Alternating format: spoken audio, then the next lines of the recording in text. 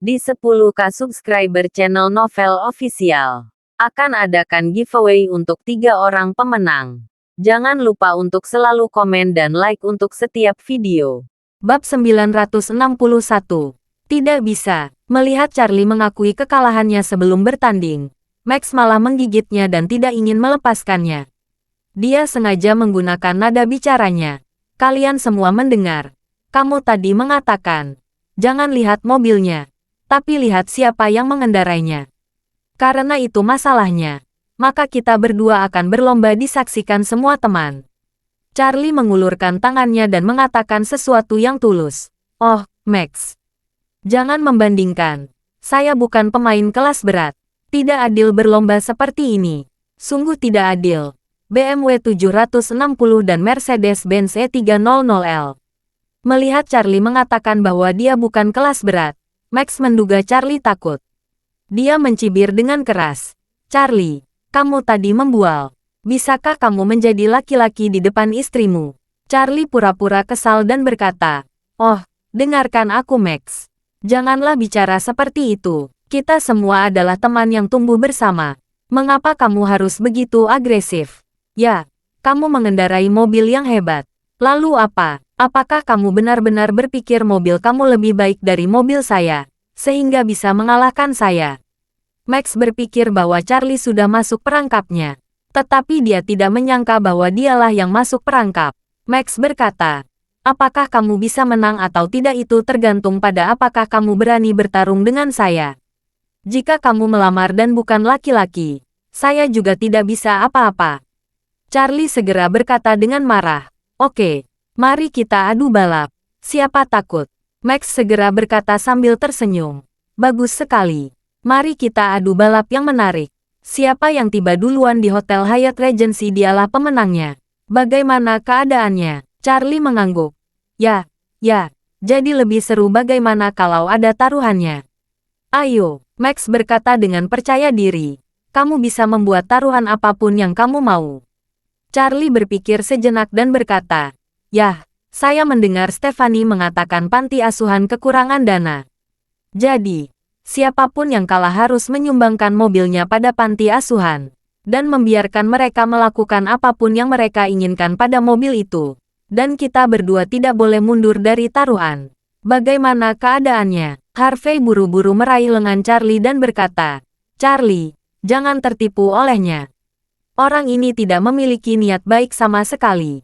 Charlie tersenyum dan tidak mengatakan apa-apa, tetapi diam-diam berkata dalam hatinya, saudara yang baik, sebenarnya, aku yang membodohi dia. Karena akulah yang benar-benar tidak memiliki niat baik. Tapi tentu saja hal ini tidak mungkin untuk dikatakan. Max tertawa bahak pada saat ini, dan berkata, Charlie, apakah BMW 520mu ini atas namamu? Bukankah kamu hanya suami rumahan? Pasti ini mobil istrimu kan? Mengapa kamu begitu tidak tahu malu bertaruh dengan mobil milik istrimu? Bagaimana jika kamu kalah? Istrimu menyumbangkan mobil ke panti asuhan. Claire yang berada di samping juga sangat tidak puas dengan sikap arogan Max dan berkata, meskipun mobil itu tertulis di atas namaku, jangan khawatir, aku jamin kepribadianku. Jika suamiku kalah darimu, maka aku akan menyumbangkan mobil ini ke panti asuhan. Jika Anda kalah dari suami saya, maka Anda harus menyumbangkan mobil Anda ke panti asuhan. Banyak yang menonton. Apakah Anda setuju? Ketika Max mendengar ini, dia langsung merasa lega. Apakah menurut mereka, Mercedes-Benz E300L miliknya tidak bisa mengalahkan BMW 520? Karena kalian ingin mempermalukan diri sendiri, bersiaplah untuk ucapkan selamat tinggal dengan mobil kalian. Jadi, Max berkata, karena Anda telah mengutarakannya dengan sangat indah, maka tentu saja saya tidak setuju. Banyak sekali teman yang hadir untuk menyaksikan, termasuk Nyonya Louis yang juga hadir di sini untuk menyaksikan. Jadi kami memutuskan siapa yang kalah dia menyumbangkan mobil ke panti asuhan. Nyonya Louis buru-buru berkata, oh, kalian, untuk apa ini? Kalian tumbuh bersama. Tidak ada yang tidak bisa berbicara. Mengapa harus bertanding di sini? Dengarkan aku. Jangan bertaruh ini. Mari makan dengan tenang. Mengenang masa lalu. dan meningkatkan hubungan kalian. Bab 962. Max segera berkata, "Nyonya Louise, jangan khawatir tentang ini. Ini sedikit masalah antara Charlie dan saya. Selain itu, siapa yang menang atau kalah, semuanya baik-baik saja untuk panti asuhan. Hasilnya, jika mobil saya dijual bekas, bisa laku seharga 400.000 yuan. Meskipun mobil Charlie murah, dia bisa menjualnya dengan harga 200.000 hingga 300.000 yuan. Uang dari penjualan dapat digunakan oleh panti asuhan. Bisa juga untuk adik-adik panti asuhan agar bisa hidup dengan baik." Saat ini, Charlie tersenyum dan berkata kepada Nyonya Louise, "Nyonya Louise, Anda tidak perlu khawatir tentang masalah ini. Max dan saya akan menanganinya secara pribadi."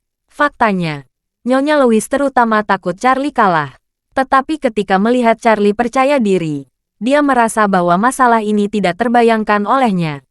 Sebenarnya, ketika dia pergi ke dokter di Eastcliff, Nyonya Louise menemukan sesuatu yang aneh.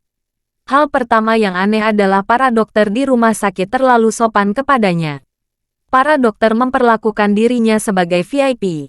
Ketika dia di rumah sakit, dia kebetulan bertemu dengan seorang selebriti dan juga ingin menemui dokter rumah sakit Fairview.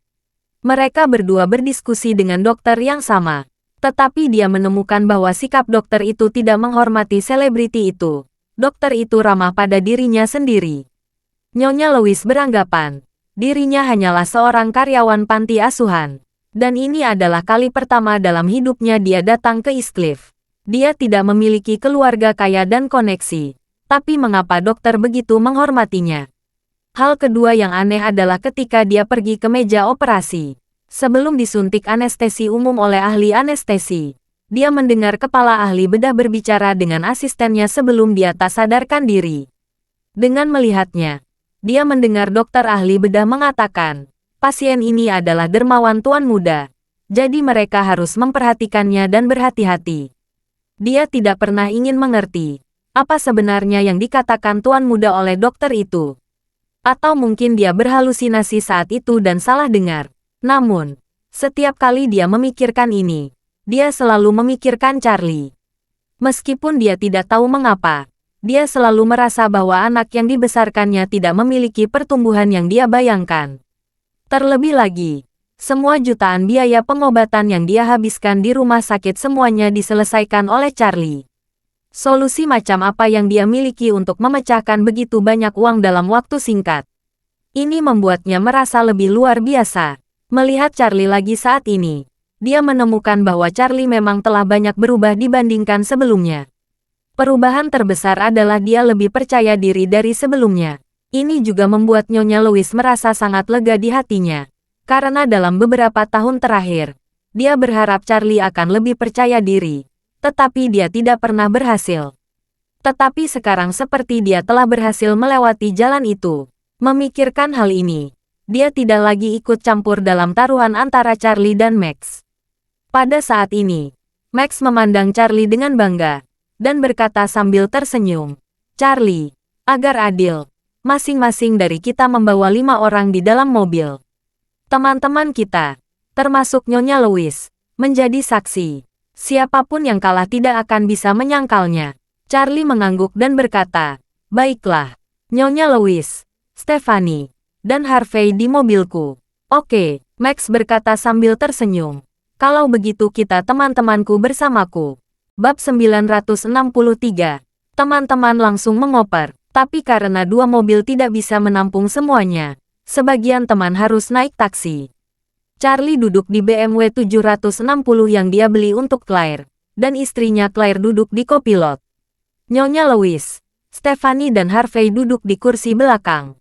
Charlie berkata kepada orang-orang di dalam mobil, "Duduklah, di depanku jalan lurus. Aku bisa mengakhiri pertarungan dengan 1 injakan pedal gas." Setelah dia selesai berbicara, dia melihat secara khusus pada Nyonya Louise dan nostalgia. "Nyonya Louise, pegang pegangan dan tunggu.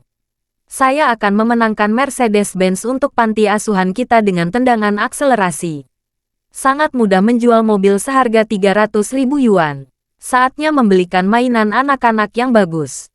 Nyonya Louise mengangguk dan berkata sambil tersenyum, Kalau begitu aku akan berterima kasih atas nama anak-anak di panti asuhan kita. Di sisi lain, mobil Max juga penuh dengan 5 orang, yang semuanya adalah pengikutnya saat itu.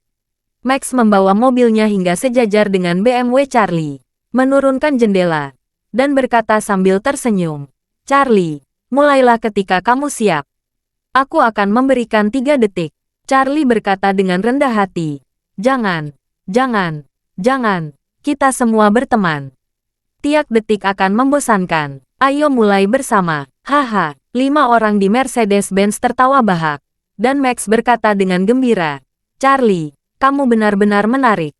Saya akan menghitung 1, 2, 3. Charlie mengangguk. "Oke, ayo." Max tertawa dan berkata, "Ayo, 1, 2, 3. Ayo pergi." Setelah berbicara, Max segera menginjak pedal gas sampai habis. Charlie sengaja membiarkannya sebentar, lalu menginjak pedal gas dalam-dalam. BMW 760 melesat keluar seperti panah yang lepas dari busur. Hanya dalam 1 detik, Charlie sudah meninggalkan Max jauh di belakang. Jalan ini lurus. Dengan cepat, Max langsung tertinggal jauh. Max bahkan tidak menyadari bahwa itu adalah mobil Charlie yang baru saja lewat. Sampai seseorang mengingatkannya, "Hei, Max, Charlie melewatimu." "Di mana?" Max panik di dalam hatinya. Dan ketika dia melihatnya, dia tiba-tiba tampak bingung. Sial, bagaimana dia bisa begitu cepat? Seorang anak laki-laki di kursi belakang menghela nafas. Sepertinya Charlie ini memang sedikit mahir. Teknologi menyebalkan. Max berkeringat dingin dan berkata, "Ini sama sekali bukan motivasinya yang bagus, tapi teknologinya yang kuat.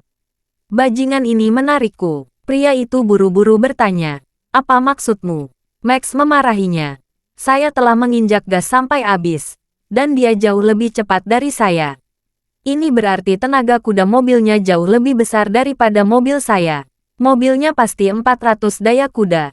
Berbicara tentang ini, Max berkata dengan panik, "Ini sudah berakhir. Ini benar-benar berakhir. Ini sudah diperhitungkan oleh Charlie. Aku dijebak." Anak laki-laki di kopilot bertanya, "Ada apa, Max? Kita tidak bisa menang." "Menang apa?" Max hampir menangis dan berkata, "Mobil itu jelas tidak setara dengan mobilku. Aku bahkan tidak bisa mendekati ekornya. Lihat saja, aku tidak bisa melihat bayangannya sekarang. Grand Hyatt Hotel masih 2 atau 3 kilometer. Apa yang bisa saya lakukan untuk mengejarnya?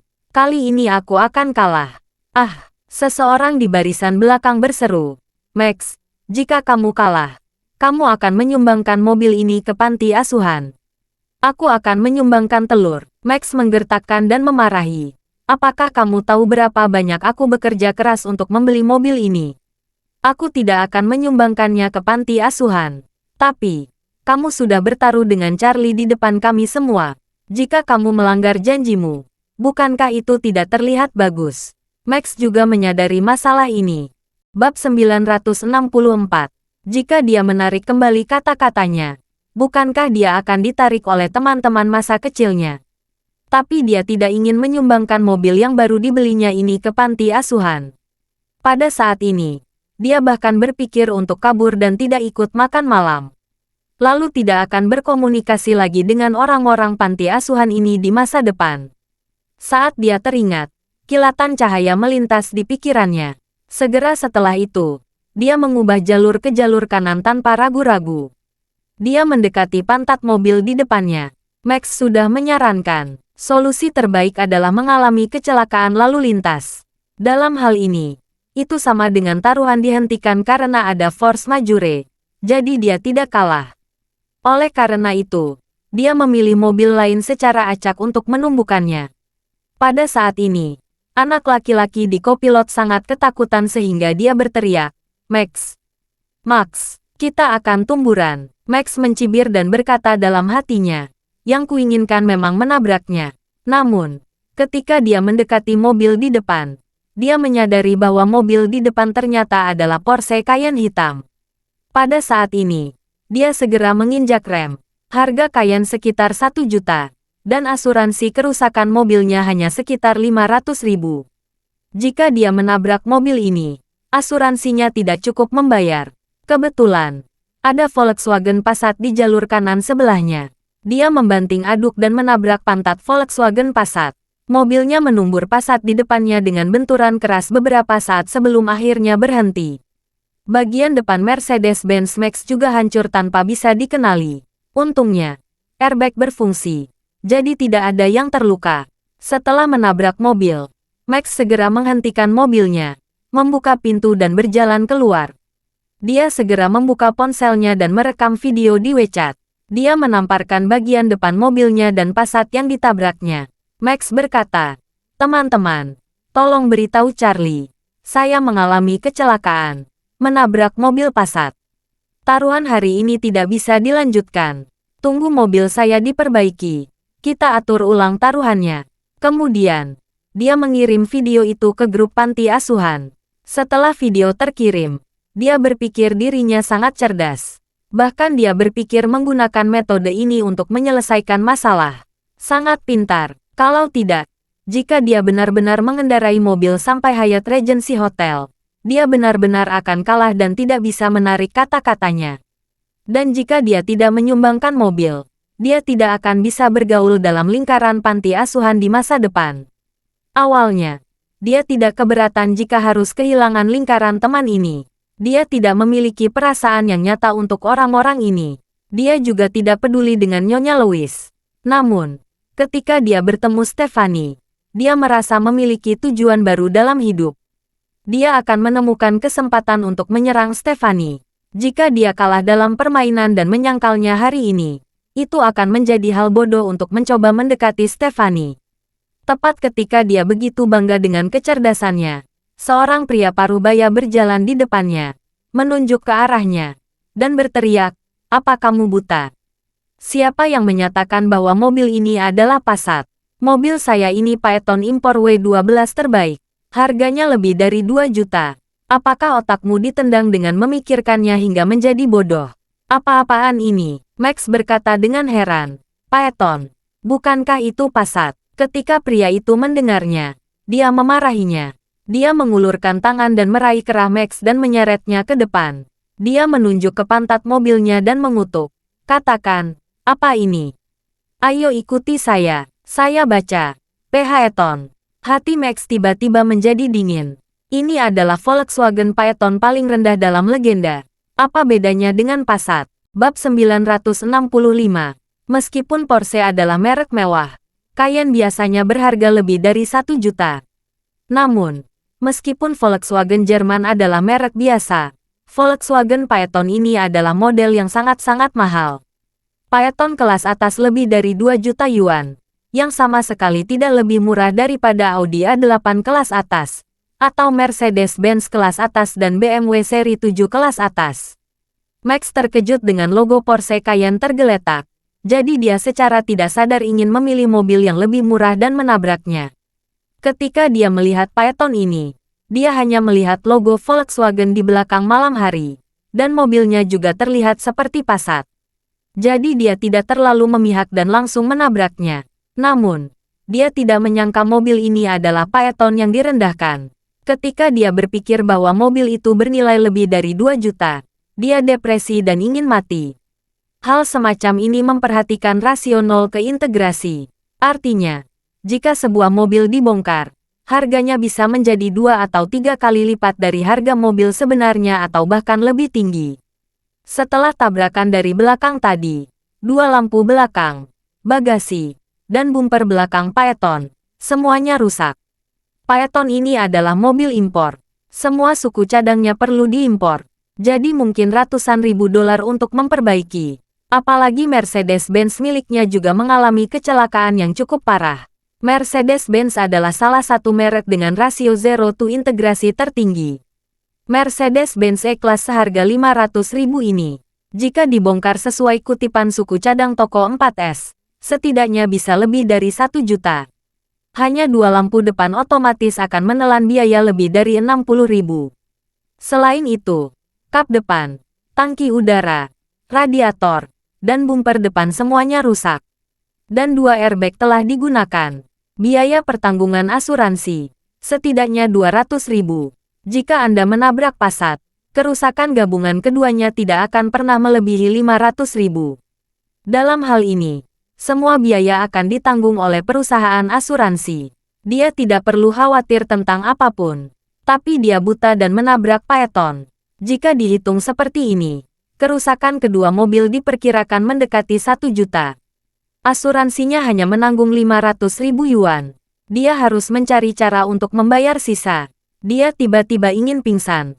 Memandang pria parubaya yang mengendarai Phaeton, Max berkata dengan wajah sedih. Kakak, kenapa kamu mengendarai mobil seperti ini? Kamu ingin curang. Aku curang. Pria parubaya itu mengangkat tangan dengan marah dan menamparkan wajah Max. Pria itu mengancamnya. Kamu menabrak mobilku dan kamu harus bertanggung jawab penuh. Tapi kamu berani mengatakan aku curang. Percaya atau tidak, aku akan menelepon seseorang untuk memecatmu. Max menutupi wajahnya, mundur beberapa langkah sadar tanpa, dan berkata, kamu, bagaimana kamu bisa memukulku?